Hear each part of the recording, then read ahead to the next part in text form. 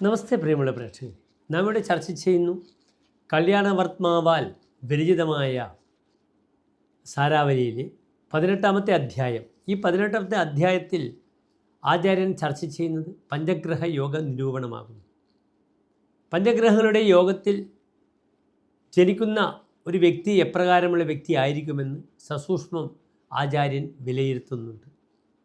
വളരെ നല്ല അനുഭവങ്ങളാണ്. ദിഗ്രഹ യോഗങ്ങളെല്ലാം തന്നെ ഇപ്പോൾ പഞ്ചഗ്രഹ യോഗവും തന്നെ. എൻ്റെ പ്രിയമുള്ള പ്രേക്ഷകർ, ആദ്യം ഈ ശ്ലോകം ശ്രദ്ധിക്കുക. വ്യാധിഭിരരിഭിർഗ്രസ്തഃ സ്ഥാനഭ്രഷ്ടാദി ദുഃഖസന്തപ്തഃ ഭ്രമതി ക്ഷുഭിത പുരുഷഃ കുജാർക്കി രവി ശുക്ര ശശി തനയേഹി. ഈ പഞ്ചഗ്രഹ യോഗത്തിൽ വരുന്ന ഗ്രഹങ്ങൾ കുജ, അർക്കി, രവി, ചൊവ്വ, അർക്കി എന്നാൽ സൂര്യപുത്രൻ ശനി, പിന്നെ സൂര്യൻ, പിന്നീട് ശുക്രൻ, ബുധൻ തുടങ്ങിയ ശുഭഗ്രഹങ്ങളും. പഞ്ചഗ്രഹങ്ങൾ 2 ശുഭഗ്രഹങ്ങളാണ്, ശുക്രനും ബുധനും. 3 പാവഗ്രഹങ്ങൾ സൂര്യനും ചൊവ്വയും ശനിയും. ഈ പ്രസ്തുത ഗ്രഹത്തിൻ്റെ യോഗത്തിൽ ജനിക്കുന്ന ഒരു വ്യക്തി ഇപ്രകാരമായിരിക്കുമെന്ന് ആചാര്യൻ സമർത്ഥിക്കുന്നു. നിങ്ങൾ ശ്രദ്ധിക്കുക. ഈ യോഗത്തിൽ ജനിച്ച വ്യക്തി വ്യാധിഭിഹി അരിഭിഹി ഗ്രസ്തഃ ഭവതി.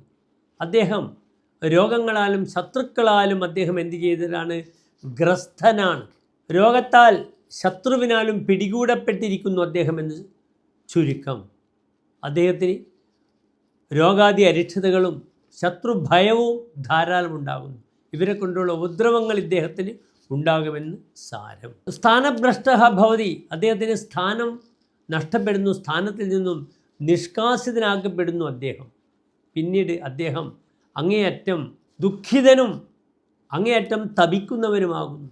ശാരീരികമായ മാനസികമായ എല്ലാവരാലും ഉപേക്ഷിക്കപ്പെട്ടൊരു വ്യക്തിയുടെ ദയനീയമായ മുഖമാണ് ഇവിടെ ഈ പഞ്ചഗ്രഹ യോഗത്തിൽ വരാഹമിഹിര ആചാര്യൻ നമ്മുടെ മുന്നിൽ കാഴ്ചവെക്കുന്നത്. പിന്നീട് ഇദ്ദേഹം സഞ്ചാരശീലനാണ്, ഒരു സ്ഥലത്തും ഉറച്ചു നിൽക്കുന്നില്ല. ഭ്രമതി. പിന്നീടോ ക്ഷുഭിത ഭവതി, എപ്പോഴും ക്ഷോഭമാണ്.